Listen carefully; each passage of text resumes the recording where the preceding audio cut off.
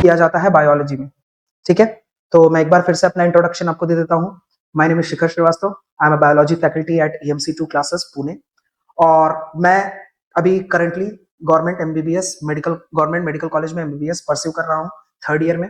और मैं 2-3 अटेम्प्ट्स मैंने दिए थे, ड्रॉप लिए थे, तो इस वजह से मैं बहुत खुद को ऐसा मुझे लगता है कि मैं आपको बहुत ही अच्छा गाइड कर पाऊंगा। ठीक है, तो आज का जो हमारा टॉपिक है जिसपे हमको बात करनी है वो बहुत ही रेयर टॉपिक है, जनरली इस पे कोई डिस्कस नहीं करता है। पेपर अटेम्प्ट करने की स्ट्रैटेजी क्या होती है। अब देखिए, ये जो पेपर अटेम्प्टिंग स्ट्रैटेजी है, ये सिर्फ और सिर्फ ऐसा नहीं है कि ये मैं आपको नीट के लिए बता रहा हूँ, फाइनल एग्जाम के लिए बता रहा हूँ। ये मैं ओवरऑल आपको पेपर अटेम्प्टिंग स्ट्रैटेजी बता रहा हूँ, जिससे आप प्रॉपर टाइम मैनेजमेंट, ठीक है, प्रॉपर OMR फिलिंग और हर तरीके से अच्छे से पेपर अटेम्प्ट कर सकते हैं through out the year.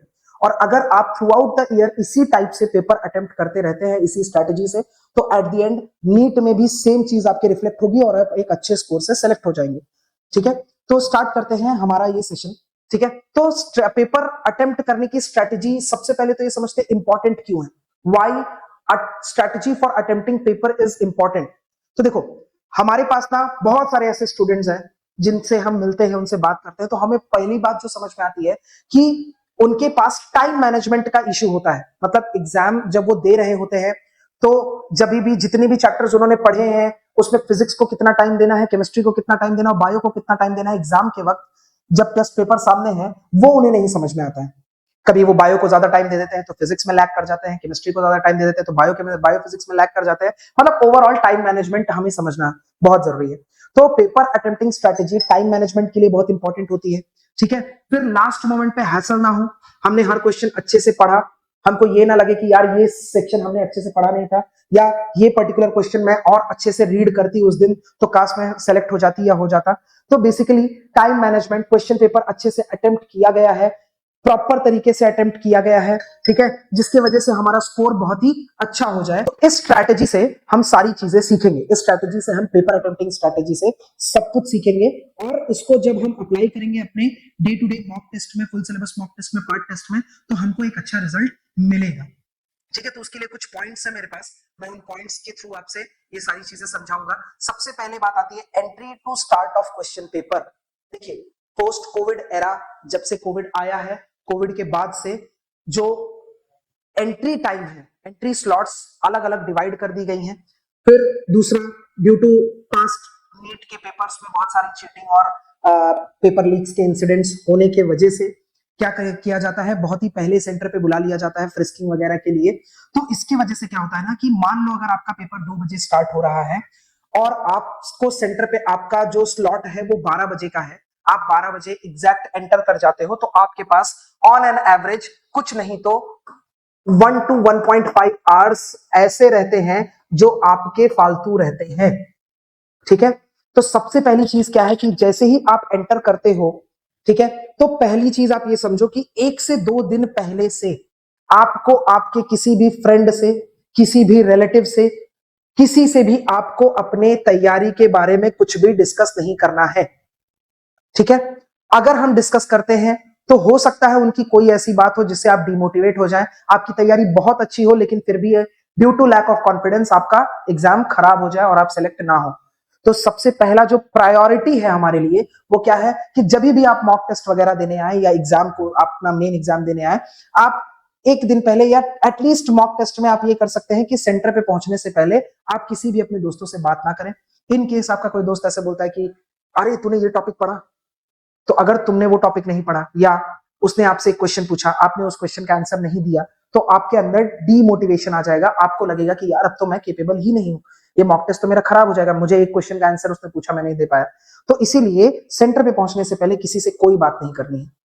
In case अगर ये आपका फाइनल एग्जाम है, नीट का एग्जाम है, आप सेंटर पे 1.5-2 घंटे पहले पहुंच जाते हो, अंदर आपको बैठा दिया जाता है, तो अगल बगल किसी से बात नहीं करना है, ना ही किसी को देख करके जज करना है खुद को। ठीक है, बहुत सारे ऐसे बच्चे होंगे जो सेंटर पे बुक लेकर के पढ़ रहे होते हैं, मतलब गेट के बाहर, अंदर पहुंच जाएंगे तो अंदर फॉर्मूलाज रिवाइज करते रहेंगे, कुछ भी, सबकी अपनी अपनी स्ट्रेटेजी होती है बेटा, किसी को आपको टारगेट नहीं करना है। लेकिन हमें, क्योंकि हमको अपना कॉन्फिडेंस हाई रखना है, हमको सिलेक्शन लेना है, मैं अवॉइड करूंगा कि मैं उनसे बात ना करूं और उनकी तरफ ध्यान ना दूं। जरूरी नहीं है कि जिस एग्जामिनेशन हॉल में आप बैठे हो और आपके अगल बगल हर कोई सिलेक्ट ही हो जाए। आपको देख के ऐसा डर लगता है कि नहीं यार ये बच्चा बहुत पढ़ रहा है, बहुत रिवाइज कर रहा है, इसलिए तो देख करके बहुत पढ़ने वाला लग रहा है, तो ये सेलेक्ट हो जाएगा, मैं नहीं हूंगा। ये सारी चीजें आप अपने दिमाग से निकाल लो। 26 लाख 25 लाख बच्चे ये एग्जाम देते हैं, जिसमें से सिलेक्शन गवर्नमेंट मेडिकल कॉलेजेस के लिए टॉप 20,000 25,000 बच्चों का ही होता है। तो ये चीज आप अपने दिमाग से निकाल दो कि आपके बगल वाला ही सिलेक्ट होगा। आप भी हो सकते हो, वो भी हो सकता है, लेकिन किसी को देख करके अपने दिमाग में कोई भी जजमेंट नहीं बनानी है। तो आप अपना हेड डाउन करिए, चुपचाप बैठे रहिए। जो आप रिवाइज कर सकते हैं, जो आपके दिमाग में आप रिकॉल कर सकते हैं, पॉइंट्स आपको लगता है कि ये इंपॉर्टेंट है, वो खुद से रिकॉल करिए, किसी से कोई डिस्कस करने की जरूरत नहीं है। तो सबसे पहला पॉइंट हमारा था क्या, entry to start of paper. तो आपको एंट्री के पहले, आपको एंटर करते वक्त आपके किसी दोस्त से आपको बात नहीं करना है, आपको अंदर जाना है, ठीक है, पानी पीना है, डिहाइड्रेट रखना है खुद को, ठीक है, वॉशरूम करके रखना है एग्जाम स्टार्ट होने से जस्ट पहले, ठीक है, जिसके और अगर पॉसिबल हो तो सेंटर पे पहुंचने से पहले आप एक छोटा सा चॉकलेट या कोई भी स्वीट चीज खा सकते हैं, जिसकी वजह से आपका ग्लूकोज लेवल हाई रहे, ठीक है। तो ये हमारा था पहला पॉइंट। दूसरा पॉइंट क्या है हमारा, question paper handed to you. अब आपने एंट्री ली, आपको क्वेश्चन पेपर दे दिया गया। क्वेश्चन पेपर जैसे ही आपको दिया जाए, पहली बात तो मेन नीट एग्जाम में आपको क्वेश्चन पेपर ओपन करने की इजाजत नहीं रहती है जब तक टाइम ना स्टार्ट हो जाए, ठीक है। तो अगर नॉर्मल मॉक टेस्ट है तो उसमें आपको क्या करना है, क्वेश्चन पेपर को एक बार गो थ्रू करना है, ठीक है। अगर आपका नीट का एग्जाम है तो आप देखिए क्वेश्चन बुकलेट कितने पेजेस के हैं, उसमें आपको कितने पेजेस का क्वेश्चन बुकलेट मिला है, क्या आपका बुकलेट सही है, कहीं से फटा नहीं ना है, ठीक है, आपके ओएमआर और इस पे मार्किंग सेम है, ठीक है, सेम मार्किंग स्कीम है, ये सारी चीजें आप चेक करिए, ये बहुत इंपॉर्टेंट होता है। जैसे ही कुछ भी आपको ऐसा पता चले, लगे कि नहीं यार मेरा क्वेश्चन पेपर यहाँ पे ठीक नहीं है, फटा हुआ है, इसमें पेजेस नहीं है, ओएमआर और इसकी मार्किंग अलग है, तुरंत एग्जामिनेशन सेंटर पे बैठे हुए टीचर को अलर्ट करिए, उनको बताइए और आगे का प्रोसेस वो करके देंगे, आप उसका टेंशन मत लीजिए, ठीक है। उसके बाद थर्ड जो पॉइंट हमारे पास आता है वो क्या है, filling of details on OMR. बहुत ही इंपॉर्टेंट पॉइंट है ये। अगर आप ओएमआर के डिटेल्स गलत फिल करोगे तो हो सकता है कि आपका अटेम्प्ट ही चला जाए। तो इस चीज का प्रैक्टिस हम कैसे करेंगे, जब भी हम मॉक देंगे, जो अच्छे बच्चे होते हैं वो खुद से भी मॉक देने लगते हैं लास्ट मोमेंट पे, फुल सिलेबस मॉक खुद से घर बैठ करके प्रीवियस ईयर पेपर सॉल्व करते हैं, ओएमआर पे अच्छे से मार्किंग करते हैं। तो चाहे आप घर पे खुद से मॉक टेस्ट दे रहे हो, आपके इंस्टीट्यूट में मॉक टेस्ट चल रहा हो, ठीक है, या फिर आप कोई भी तरीके का टेस्ट ओएमआर पे दे रहे हो, वहां पे बहुत ही मन लगा करके डिटेल्स फिल करने की कोशिश करिए। कैजुअली डिटेल फिल मत करिए, जैसे हम नॉर्मली अपने मॉक टेस्ट में करते हैं अपने इंस्टीट्यूट के, कह रहे चलो कुछ भी ऐसे लिख दिया इधर उधर, ध्यान नहीं देते हम। तो वहां पे प्रॉपरली आपको ओएमआर मार्क करना है, नाम अच्छे से लिखना है, अपने डिटेल्स अच्छे से फिल करने हैं, एडमिट कार्ड को देखते हुए मैच करते हुए एक एक अल्फाबेट, ठीक है। उसके बाद जब आप ओएमआर पे डेट और अच्छे से सब मार्क कर देते हो, देखिए ओएमआर पे सर्कलिंग का तरीका कैसा होता है, देखिए नीट में जो आपको पेन दी जाती है वो तो एक बहुत ही ब्रॉड टिप की पेन दी जाती है, अच्छी पेन होती है। जो नॉर्मली आप अगर ओएमआर मार्किंग करने जाते हो तो एक black ball point pen use करिए, जिसका टिप थोड़ा सा ब्रॉड हो, ब्रॉड टिप वाला black ball point pen use करिए। तो ब्रॉड टिप वाला ब्लैक बॉल पॉइंट पेन, इसको रखिए सिर्फ और सिर्फ ओएमआर मार्क करने के लिए अपने पास, ठीक है। अब ओएमआर में आपको सर्कल में मार्क कैसे करना है, तो फॉर एग्जांपल ये सर्कल है, इसको मैं मार्क कैसे करूंगा, हमेशा ना बाहर के बॉर्डर से हमेशा बाहर के बॉर्डर से स्टार्ट करते हुए सेंटर की तरफ ला करके मार्क किया जाता है, और किसी भी तरीके का गैप आपको नहीं छोड़ना है, ठीक है, किसी भी तरीके का आपको गैप नहीं छोड़ना है अपने ओएमआर मार्किंग में, अच्छे से प्रॉपर सारे गैप फिल करने हैं, क्योंकि बेटा अगर वो मशीन में डिटेक्ट नहीं किया तो आपका वो क्वेश्चन गलत हो सकता है या फिर अनअटेम्प्टेड हो सकता है। वैसे अनअटेम्प्टेड तो नहीं होगा क्योंकि आपका पॉइंट तो लग गया है उस क्वेश्चन के ओएमआर पे, तो वो आपका उस क्वेश्चन को गलत ही टिक कर लेगा। समझ में आया? तो इसीलिए ओएमआर का फिलिंग बहुत ही इंपॉर्टेंट है, डिटेल्स अच्छे से भरिए, नाम, एड्रेस, डेट ऑफ बर्थ, ये सारी चीजें अच्छे से आपको फिल करनी है, ठीक है। ओएमआर पे डेट वगैरह जो भी मार्क करेंगे आप, क्वेश्चंस मार्क करेंगे, वो अच्छे से बाहर सर्कल से लेकर के अंदर की तरफ मार्क करिएगा, पेरिफेरी टू सेंटर की तरफ, ठीक है, अंदर सेंटर से बाहर की तरफ नहीं, क्योंकि उसमें चांसेस है कि ये आपका सर्कल है, आप यहां से मार्क करते हुए आप बाहर जाएंगे तो आप बाहर निकल जाएंगे, सर्कल के बाहर निकल जाएंगे। तो अगर आप सर्कल के बाहर निकल जाएंगे तो वो क्वेश्चन आपका इनकरेक्ट मार्क कर दिया जाएगा, ठीक है। तो अब हमारा नेक्स्ट पॉइंट क्या है, सबसे पहले देखते हैं। अब देखो फोर्थ पॉइंट हमारा, 3 पॉइंट हमने डिस्कस किए, फोर्थ पॉइंट क्या है, sequence of subjects to be attempted. बहुत इंपॉर्टेंट पॉइंट है, आपको समझना पड़ेगा कि किस सीक्वेंस में हमको सब्जेक्ट्स को अटेम्प्ट करना है। देखो ऑब्वियस सी बात है, हम नीट के स्टूडेंट्स हैं, नीट के स्टूडेंट्स के लिए सबसे ज्यादा जो वेटेज होता है क्वेश्चंस का, that means out of 180 90 questions आते हैं हमारे बायोलॉजी सेक्शन से। तो बायोलॉजी को हमको सबसे पहले अटेम्प्ट करना है, तो हम सबसे पहले क्या अटेम्प्ट करेंगे, बायोलॉजी। उसके बाद हम क्या अटेम्प्ट करेंगे, केमिस्ट्री। और उसके बाद हम क्या अटेम्प्ट करेंगे, फिजिक्स लास्ट। क्योंकि ऐसा होता है ना कि केमिस्ट्री में हमारा फिजिकल का सेक्शन होता है, फिजिकल केमिस्ट्री का। फिजिक्स हमारा ऑब्वियसली पूरा न्यूमेरिकल बेस्ड है। तो ऐसा होता है ना कि कभी कभी की क्वेश्चंस कुछ कुछ बहुत लेंथी आ जाते हैं अगर हम उनको सॉल्व करते बैठे। और अगर मैं केमिस्ट्री या फिजिक्स से स्टार्ट करता हूं अपना पेपर और मैं अगर उनको ही सॉल्व करने बैठ जाऊंगा तो मेरे 2 घंटे कहां निकल जाएंगे मुझे पता नहीं चलेगा। तो सबसे पहला चीज क्या होता है, sequence of subjects to be attempted. इसमें सबसे इंपॉर्टेंट चीज जो हमको समझनी है वो है टाइम मैनेजमेंट। ठीक है, टाइम मैनेजमेंट बहुत ही इंपॉर्टेंट है इसमें, जो समझने जैसा चीज है। तो मैं थोड़ा सा आपको टाइम मैनेजमेंट समझाने की कोशिश करता हूं। देखिए, आपके पास ओवरऑल 180 मिनट्स होते हैं, ये आप समझिए। तो 180 मिनट्स आपके पास है टोटल क्वेश्चन पेपर अटेम्प्ट करने के लिए। लेकिन प्रॉब्लम क्या है कि क्योंकि ये पेपर पूरा मैनुअली हर चीज होता है, डिस्ट्रीब्यूशन मैनुअली होता है, चेक मैनुअली किया जाता है, जिसकी वजह से इस 180 मिनट में से आप एटलीस्ट 15 मिनट्स निकाल दो, जिसमें वहां पे सेंटर के टीचर्स आपसे थंब इंप्रेशन लगवाएंगे, फोटो लगवाएंगे, सिग्नेचर करवाएंगे। ठीक है, या अगर कोई, भाई ऑब्वियस सी बात है उनके लिए उस एग्जाम की इंपॉर्टेंस उतनी ज्यादा नहीं है, तो हो सकता है उनसे थोड़ी बहुत लापरवाही हो जाए। जैसे मेरे एक बार सेंटर पे लापरवाही हुई थी, उनको क्वेश्चन पेपर 15 मिनट पहले ही ला करके रूम में रख लेना चाहिए था, उन्होंने लाया ही 15 मिनट लेट क्वेश्चन पेपर। तो ऐसे बहुत सारे सेंटर्स पे आपके साथ दिक्कत हो सकती है। तो आप इतना समझ के चलिए कि इसमें से 15 मिनट्स आपके पास है ही नहीं। तो to attempt paper, to attempt हमारे पास टोटल कितने मिनट्स रहते हैं, 165 मिनट्स रहते हैं। तो इसमें बेटा टाइम मैनेजमेंट बहुत इंपॉर्टेंट होनी चाहिए। अब इस 165 मिनट्स में हमको क्या करना है, सबसे पहले हमको अटेम्प्ट करना है बायोलॉजी, उसके बाद हमको अटेम्प्ट करना है केमिस्ट्री, और उसके बाद हमको अटेम्प्ट करना है फिजिक्स, लास्ट फिजिक्स अटेम्प्ट करना है। लेकिन इसमें हमको टाइम को प्रॉपरली डिवाइड करना पड़ेगा। जैसे मैंने बोला 165 मिनट्स में आपको बायोलॉजी करनी है, केमिस्ट्री करनी है और फिजिक्स करनी है, प्लस ओएमआर भी इनका फिल करना है। तो इसमें से आपको टाइम कैसे डिवाइड करना है, बायोलॉजी में आपको 45 टू 50 मिनट से ज्यादा नहीं देना है। तो बायोलॉजी में आपको 45 टू 50 मिनट से ज्यादा नहीं देना है विद ओएमआर, मतलब इंक्लूडिंग ओएमआर आपको बायोलॉजी में 45 टू 50 मिनट से ज्यादा नहीं देना है। ठीक है, मैं जान रहा हूं कि बहुत सारे बच्चे जो अभी अभी तैयारी शुरू किए हैं उनको लग रहा होगा कि सर क्या ही बता रहे हैं, लेकिन ऐसा नहीं है बेटा, आपको समझना पड़ेगा। मैं आपके सामने प्रॉपर लॉजिक दे रहा हूं। 15 मिनट्स आपके वेस्ट होंगे, 180 मिनट आपको टोटल नीट एनटीए प्रोवाइड करती है, जिसमें से आपके पास बचा सिर्फ 165 मिनट्स। इस 165 मिनट्स में से आप 45 टू 50 मिनट्स ही सिर्फ बायोलॉजी को दे सकते हो, क्योंकि आपका मेजर सेक्शन जो मेजर टाइम है वो कौन लेके चला जाएगा, फिजिक्स। तो आपको बायोलॉजी को 45 टू 50 मिनट्स देना है। अब ऑब्वियस सी बात है, आपको ये अचीव करने के लिए आपको डेली क्वेश्चंस प्रैक्टिस करने पड़ेंगे, एटलीस्ट 30 टू 40 क्वेश्चंस डेली आपको बायोलॉजी में पीवाईक्यूज प्रैक्टिस करना पड़ेगा। आपको बार बार एनसीईआरटी पढ़नी पड़ेगी। वो पिछले वीडियो में मैंने बात की थी जब मैं बता रहा था कि 360 आउट ऑफ 360 कैसे लाएंगे बायोलॉजी में। तो आपको बार बार एनसीईआरटी पढ़नी पड़ेगी, जिससे जब क्वेश्चन आपके सामने आए तो उस पर आपको इतना ज्यादा सोचना ना पड़े, आप डायरेक्टली क्वेश्चन को अटेम्प्ट करने की तरफ बढ़ो।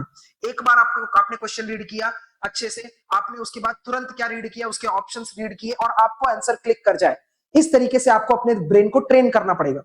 ठीक है, तो बायोलॉजी को आपको देना है 45 टू 50 मिनट्स देना है। उसके बाद केमिस्ट्री को हमको कितना देना है, 35 टू 40 मिनट्स देना है हमको। 35 टू 40 मिनट्स में हमको केमिस्ट्री करनी पड़ेगी विथ ओएमआर। अब देखिए, आपको ये भी लग रहा होगा कि ये भी एकदम हाइपोथेटिकल सिचुएशन सर ने बता दिया है। ऐसा नहीं है बेटा, हाइपोथेटिकल सिचुएशन नहीं है, हमने ऐसे ही क्रैक किया है नीट। ठीक है, तो मैं आपको बता रहा हूं ये पॉसिबल है। क्यों ऐसा है, क्योंकि देखिए ऑर्गेनिक और इनऑर्गेनिक में बेटा आपको कुछ सॉल्व नहीं करना है। ऑर्गेनिक और इनऑर्गेनिक में आपको क्वेश्चन दिखा, आपको आंसर क्लिक किया दिमाग पे, आपने टिक किया और आप आगे बढ़े। तो max to max 10 to 12 minutes के अंदर आपका पूरा ऑर्गेनिक इनऑर्गेनिक का सेक्शन हो जाना चाहिए। आपको इसी हिसाब से प्रैक्टिस करनी पड़ेगी, इसी हिसाब से आपको आपके ब्रेन और हैंड के कोऑर्डिनेशन को ट्रेन करना पड़ेगा। उसके लिए आपके पास 2 साल है, 1 साल है, 8 महीने हैं, जितने भी हैं आप ज्यादा से ज्यादा क्वेश्चन लगाने की कोशिश करिए, और कोई दूसरा ऑप्शन नहीं है। There are no shortcuts. ठीक है, उसके बाद हमारा आता है फिजिक्स। तो फिजिक्स के लिए आपको नेट 75 मिनट्स मिलेंगे, आपको 75 मिनट्स ही देने हैं फिजिक्स को। ठीक है, और मुझे जहां तक पता है कि 75 minutes are more than enough for physics. ठीक है, एक अच्छे स्टूडेंट के लिए फिजिक्स, देखिए ऑब्वियस सी बात है फिजिक्स टफ है, मैं इसमें कोई डाउट नहीं है, मेरे लिए भी फिजिक्स बहुत ही टफ था। लेकिन आप पढ़िए, मेहनत करिए और क्वेश्चन को प्रैक्टिस करिए। ज्यादा से ज्यादा जितना आप क्वेश्चन प्रैक्टिस करेंगे उतनी ज्यादा आपकी स्पीड बढ़ेगी, और जितना आपका स्पीड बढ़ेगा उतना तेजी से आप क्वेश्चन अटेम्प्ट करेंगे, रीड करेंगे उसको और कंक्लूजन पे पहुंचेंगे। तो फिजिक्स के लिए आपको 75 मिनट्स मिलेगा। तो सीक्वेंस आपका क्या है, बायोलॉजी, उसमें आपने क्वेश्चंस अटेम्प्ट किए, उसका ओएमआर फिल किया, फिर आप आए केमिस्ट्री पे, उसमें आपने क्वेश्चंस अटेम्प्ट किए, ओएमआर फिल किया, फिर आए आप फिजिक्स पे, उसमें आपने क्वेश्चंस अटेम्प्ट किए, ओएमआर फिल किया। ठीक है, समझ में आया? ओके। नेक्स्ट जो हमारा टॉपिक है वो क्या है? नेक्स्ट हमारा टॉपिक है first attempt questions of high weightage chapters. देखिए, इसके लिए मैं आपको कुछ समझाने की कोशिश करूंगा जो मुझे ऐसा लगता है कि बहुत ही इंपॉर्टेंट है, और हमने लास्ट वीडियो में डिस्कस भी किया था जब हम 360 आउट ऑफ 360 का वीडियो डिस्कस कर रहे थे। उसमें हमने देखा था उस वीडियो में कि हमारा जो हाई वेटेज चैप्टर्स है उन पे हमको कितना ध्यान देना है।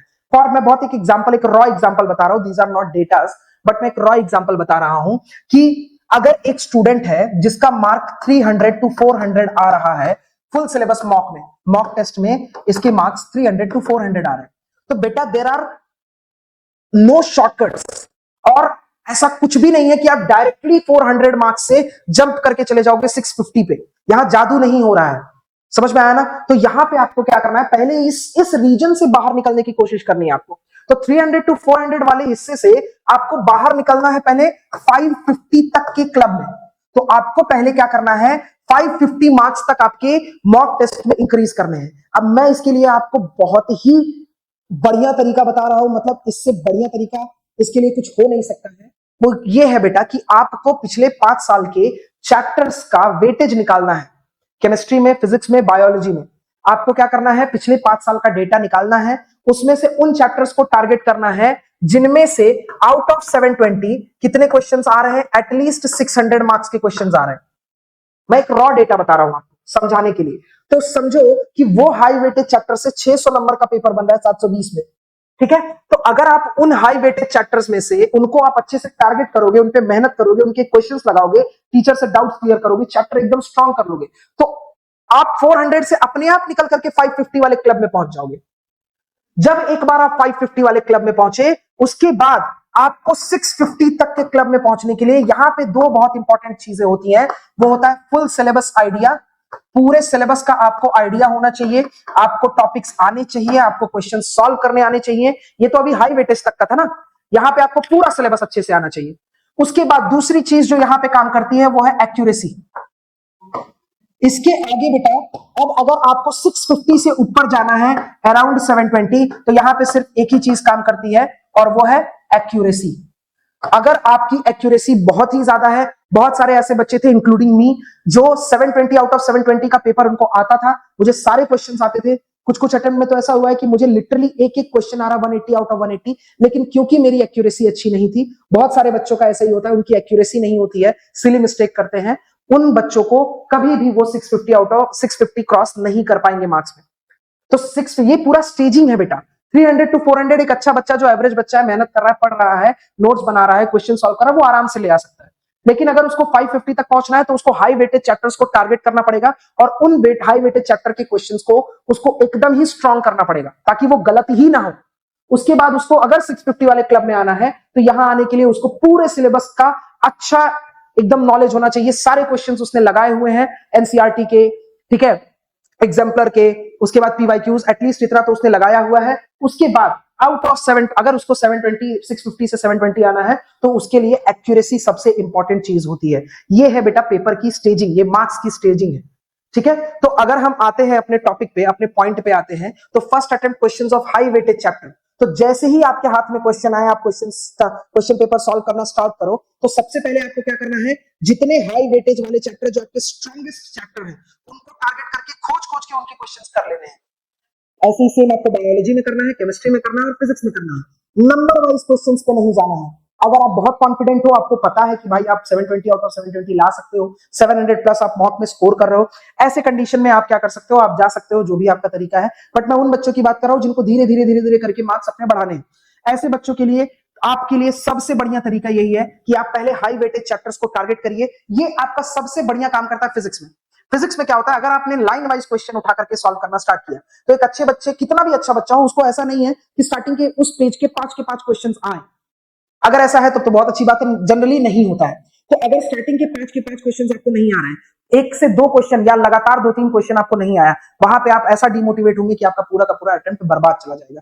तो ऐसी कंडीशन में बेटा मैं बार बार बोल रहा हूं, आपको हाई वेटेज चैप्टर्स को टारगेट करना है। जब आप हाई वेटेज चैप्टर्स को टारगेट करोगे, क्वेश्चंस करते रहोगे, तो आप देखोगे एट द एंड आपने आउट ऑफ 45 में कुछ नहीं तो मिनिमम बता रहा हूं 30 प्लस क्वेश्चन आप अटेम्प्ट कर चुके होगे और आपको पता भी नहीं चला होगा।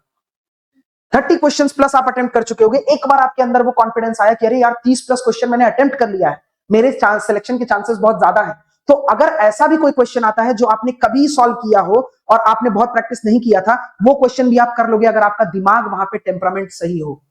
बात आई टेम्परामेंट की, तो मैं ये बताना चाहूंगा बेटा, एग्जाम टेम्परामेंट सबसे ज्यादा जरूरी चीज होता है। एक मेरा अटेम्प्ट ऐसा था जिसमें मेरी पूरी तैयारी थी, बहुत अच्छी तैयारी थी, लेकिन क्योंकि मैं घबरा गया था फिजिक्स को लेकर के, मैं डर गया था, ठीक है, मैं ये सोच रहा था कि अब क्या होगा अगर इस बार मैं सिलेक्ट नहीं हुआ तो। उस अटेम्प्ट में मैं इतना डर गया था कि मुझसे ओएमआर भी सही से फिल नहीं हो रहा था।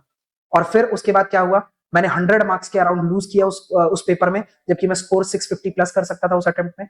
मैंने मार्क्स लूज किए और क्या हुआ, सिलेक्शन नहीं हुआ। ठीक है, तो मैं बार बार आपसे बोलूंगा टेम्परामेंट बहुत ही ज्यादा इंपॉर्टेंट है इस एग्जाम में। आपको अपने दिमाग को काम रखना पड़ेगा। जो भी चीजें हैं, जब आप सेंटर के अंदर घुसोगे, उन सारी प्रॉब्लम्स को आप सेंटर के अंदर तो नहीं सॉल्व कर सकते हो। कर सकते हो क्या? आपकी फाइनेंशियल प्रॉब्लम है, आपकी रिलेशनशिप की प्रॉब्लम है, आपकी फिजिकल प्रॉब्लम है, क्या सेंटर के अंदर कुछ भी सही हो सकता है? नहीं। तो सेंटर के अंदर सब छोड़ के जाओ, बाहर गेट के बाहर रहेगा सब, पापा मम्मी के पास पकड़ा दो। सेंटर के अंदर आपका अपना शरीर और आपका अपना दिमाग, बस। सिलेक्शन हुआ तो हुआ, नहीं हुआ तो हम कम से कम अपना 100% तो देंगे।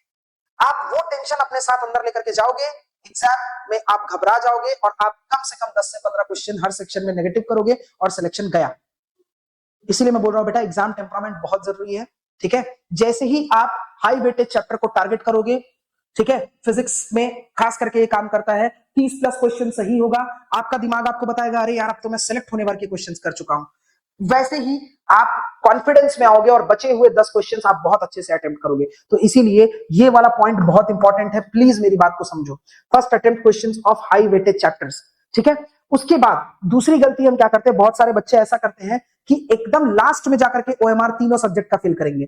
मैं आपको बता रहा हूं बेटा, एकदम लास्ट में जाकर के ओएमआर कभी मत फिल करिए, वहां चांसेस आप हड़बड़ी में गलती कर देंगे। तो आप एटलीस्ट ये कर सकते हैं कि जैसे ही आपने बायोलॉजी अटेम्प्ट किया, बायोलॉजी अटेम्प्ट करने के बाद आप उसका ओएमआर भर लीजिए। केमिस्ट्री अटेम्प्ट किया, केमिस्ट्री अटेम्प्ट करने के बाद आप उसका ओएमआर भर लीजिए। और फिर आपने फिजिक्स अटेम्प्ट किया तो फिजिक्स अटेम्प्ट करने के बाद आप ओएमआर भर लीजिए। फॉर एग्जाम्पल, एक वर्स्ट केस सिनेरियो लेते हैं कि फिजिक्स आप अटेम्प्ट कर रहे थे, टाइम खत्म हुआ, आपके हाथ से पेपर छीन लिया गया, तो एटलीस्ट आपने बायोलॉजी और केमिस्ट्री का तो ओएमआर फिल किया है ना। समझ रहे हैं मैं क्या बोल रहा हूं? तो जब आप OMR section wise, subject wise भरते चले जाते हो तो आप सिक्योर्ड रहते हो, आपके पास टाइम भी रहता है, आप ध्यान देकर के ओएमआर भरते हो। थोड़ा भी ऊपर नीचे हुआ, सॉरी बेटा, अगर थोड़ा बहुत भी ऊपर नीचे हुआ ओएमआर तो पूरा का पूरा अटेम्प्ट आपका वेस्ट चला जाएगा। तो बहुत इंपॉर्टेंट है कि आप हर ईच सब्जेक्ट के बाद आप उस सब्जेक्ट का ओएमआर फिल कर दीजिए। ठीक है, चलिए बच्चों, तो अब समझते हैं नेक्स्ट पॉइंट हमारा। तो देखिए नेक्स्ट पॉइंट क्या है, fill OMR properly and cautiously. तो ओएमआर हमको प्रॉपरली भरना है और कॉशियसली भरना है। देखिए ये बहुत इंपॉर्टेंट है, ये क्यों मैं आपको बता रहा हूं, समझते हैं इसको। एक जैसे देखिए for example 101, 102, 103, A B C D, A B C D, A B C D, जिसमें से आपने 101 वाले को अटेम्प्ट नहीं किया है। तो हमारा दिमाग भाई, हम तो हेस्टी हैं, ठीक है, हम तो जल्दबाजी में हर काम करते हैं। तो अगर आपने जल्दबाजी में ऐसा कुछ भी किया तो क्या होगा बेटा, आप 101 वाले का ऑप्शन ए, मतलब जो भी ऑप्शन था, मतलब आपने उसको अटेम्प्ट ही नहीं किया 101 को, 102 और 103 से आपको फिल करना था। ठीक है, 102 वाले का ऑप्शन आपने ए टिक किया था, आप ध्यान नहीं दोगे और आप इसको किसमें टिक कर दोगे, किसमें फिल कर दोगे, ए में, 101 में। तो 103 का कहां चला जाएगा, 102 में, मान लो वो बी था। 104 का कहां चला जाएगा, 103 में, मान लो वो ए था। तो इससे क्या होगा, उस लाइन के जितने भी क्वेश्चंस होंगे बेटा, वो सब आपके हो सकता है गलत हो जाए। ऐसा सेम मैं आपको इंसिडेंट बताता हूं, मेरी एक फ्रेंड थी, उसके साथ हुआ था। उसकी प्रिपरेशन ऑन पॉइंट थी, बहुत बढ़िया प्रिपरेशन, 650 680 प्लस वाली स्टूडेंट थी वो, बहुत ही अच्छा प्रिपरेशन था। लेकिन हुआ क्या उसके साथ दिक्कत, उसके साथ दिक्कत यही हुआ कि उसने एक क्वेश्चन छोड़ा हुआ था। ओएमआर फिलिंग के वक्त, बबलिंग के वक्त उसने क्या किया, नीचे वाले क्वेश्चन को ऊपर मार्क कर दिया, जिसकी वजह से लाइन से उसके 10 क्वेश्चंस गलत हो गए। और लक भी खराब भाई, किसी में भी उससे भी तुक्के से भी आंसर नहीं लगा, ठीक है, बाय फ्लूक भी आंसर नहीं लगा, और सारे के सारे 10 के 10 क्वेश्चंस उसके रॉन्ग हो गए। इसकी वजह से उसको पूरा अटेम्प्ट उसका बर्बाद हो गया। तो ओएमआर को फिल करने के वक्त हमको बहुत ही ज्यादा ध्यान देने की जरूरत है। तो fill OMR properly and cautiously. फिर नेक्स्ट जो इंपॉर्टेंट चीज है, ट्राई लीविंग टफ और लेंथी क्वेश्चंस फॉर लास्ट।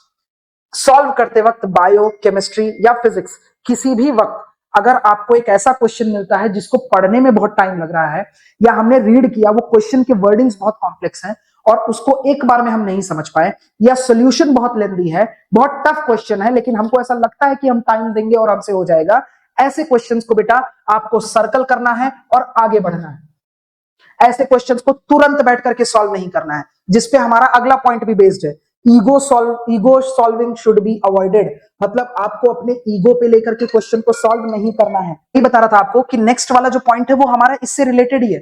आपको ईगो सॉल्विंग में नहीं लगना है, मतलब ऐसा नहीं कि यार ये क्वेश्चन मैं कर सकता हूं, मैं कर सकता हूं, जरूर कर सकता हूं, और मुझे इसके चक्कर में अपने आप को परेशान कर लेना है। देखो बेटा, नीट का एग्जाम है, एक आसान से आसान क्वेश्चन, मतलब इतना आसान क्वेश्चन की mitochondria is known as powerhouse of cell, इतना इजी क्वेश्चन, और एक टफ से टफ क्वेश्चन, दोनों के लिए आपको कितने मार्क्स मिलने वाले हैं? 4।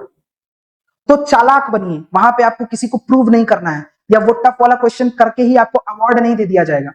आपको ये बात दिमाग में रखनी है कि भाई ये क्वेश्चन मेरा टाइम खा सकता है, इस एक क्वेश्चन के चक्कर में मेरे 2 क्वेश्चंस जाएंगे जो मुझे आते थे और मैं कर सकता था। तो आप एक 4 मार्क के क्वेश्चन के लिए, जो हो सकता है आपसे सॉल्व हो जाए, हो सकता है आपसे नहीं सॉल्व हो, उसके वजह से आप 8 या 12 नंबर के क्वेश्चंस आप अपने बर्बाद कर रहे हो। तो इसीलिए ईगो सॉल्विंग नहीं करनी है। जो क्वेश्चंस टफ हैं, लेंथी हैं, जिनकी वर्डिंग्स नहीं समझ में आ रही है, उनको हमको छोड़ना है लास्ट के लिए। अगर हमारे पास टाइम बचेगा तो हम इन पे ध्यान देंगे, अदरवाइज नहीं देंगे। उन क्वेश्चंस को आपको सर्कल करना है, आगे बढ़ना है। ईगो सॉल्विंग वाली बात आपको समझ में आ गई। ईगो पे आपने लेकर के कोई भी फिजिक्स का, केमिस्ट्री का क्वेश्चन सॉल्व नहीं करना है। इजी क्वेश्चन के लिए भी 4 नंबर है, टफ क्वेश्चन के लिए भी 4 नंबर है। ठीक है, आई बात समझ में? अब नेक्स्ट और लास्ट पॉइंट समझते हैं, बहुत इंपॉर्टेंट है कि ये जितने भी पॉइंट्स मैंने आपको बताए बेटा, ठीक है, कि सेंटर पे बच्चों से बात नहीं करना है, दोस्तों से बात नहीं करना है, पेपर कैसे अटेम्प्ट करना है, टाइम मैनेजमेंट, ईगो सॉल्विंग नहीं करनी है, हाई वेटेज चैप्टर्स को इंपॉर्टेंट देनी है, सब्जेक्ट एंड होते ही उसका ओएमआर भरना है, ये सारे पॉइंट्स आपको हर एग्जाम में आज से ही आपको प्रैक्टिस करनी पड़ेंगे। क्योंकि जैसे जैसे आप प्रैक्टिस करते जाओगे, आपका दिमाग और आपका हाथ हर तरीके से उसी पेपर पैटर्न के लिए सेट हो जाएगा, और उस पेपर पैटर्न के लिए जब सेट हो जाएगा तो आप फाइनल एग्जाम में भी वही करके आओगे। इसीलिए नेक्स्ट पॉइंट बहुत इंपॉर्टेंट है इसका, कि आपको ये सारे स्टेप्स हर मॉक टेस्ट में आपको प्रैक्टिस करते रहने हैं। मैं आपको बता रहा हूं, जिस हिसाब से मैंने 360 आउट ऑफ 360 का वीडियो बनाया, आपने उसको देखा? अगर नहीं देखा तो प्लीज जाकर के देखिए 360 आउट ऑफ 360 वाला वीडियो। उस स्ट्रैटेजी को मेरे अप्लाई करिए, इस पेपर अटेम्प्टिंग स्ट्रैटेजी को आप अप्लाई करिए। मैं आपको डैम श्योर होकर के ये बात बता रहा हूं कि आपका स्कोर बहुत ही तेजी से बढ़ेगा। तो ये था हमारा पेपर अटेम्प्टिंग स्ट्रैटेजी। मैं आपको बता रहा हूं, पूरे मोटिवेशन के साथ पढ़ो बच्चों, ठीक है। मैं आपके सामने खड़ा हूं, गवर्नमेंट मेडिकल कॉलेज से एमबीबीएस कर रहा हूं, कई ड्रॉप्स के बाद एमबीबीएस पे मैंने सिलेक्शन लिया है। मैं बच्चों को यही गाइड करते रहता हूं कि हर एक बच्चा यूनिक है, कोई बच्चा कभी भी कुछ भी कर सकता है। 6 से 8 महीने की मेहनत आपकी बहुत ही ज्यादा अच्छा रिजल्ट ला सकती है। तो आप किसी भी तरीके से डीमोटिवेट मत होइए, मैं आपके साथ हूं। मैं ऐसे ही आपके लिए अच्छे अच्छे वीडियोस बना करके EMC2 के चैनल पे डालते रहूंगा और आपको गाइड करते रहूंगा through out the process. Please आप इस बात का टेंशन अपने दिमाग से निकाल दो, वो सब टेंशन आप मुझे दो। मैं आपके लिए बढ़िया बढ़िया वीडियोस लेकर के आऊंगा, आपके लिए अच्छे अच्छे टॉपिक्स का, बायोलॉजी के टॉपिक्स का, जो आपको समझ में नहीं आ रहे हैं, आपको ये मैकेनिज्म नहीं समझ में आ रहा है, ये टॉपिक नहीं समझ में आ रहा है, जो टफ टफ क्वेश्चंस आते हैं नीट के, वो सब पे मैं वीडियोस लेकर के आऊंगा। आपको मोटिवेट करते रहूंगा, अच्छी अच्छी स्ट्रैटेजीज बताते रहूंगा, जो आपको हो सकता है कोई और ना बताए। और बस आपको एक काम करना है कि अपने पूरे मन से तैयारी करते रहना है, बिल्कुल भी डिमोटिवेट नहीं होना है। मैं आपके साथ हूं और हम मिल करके सिलेक्शन लेंगे जरूर, ठीक है। तो इस वीडियो में इतना ही, नेक्स्ट अगले वीडियो में मिलेंगे और किसी बहुत ही अच्छे कंटेंट के साथ। तो आप लोग तब तक लग करके, मन लगा करके पढ़ाई करते रहिए, मॉक टेस्ट सॉल्व करते रहिए, डाउट्स पूछते रहिए। Thank you.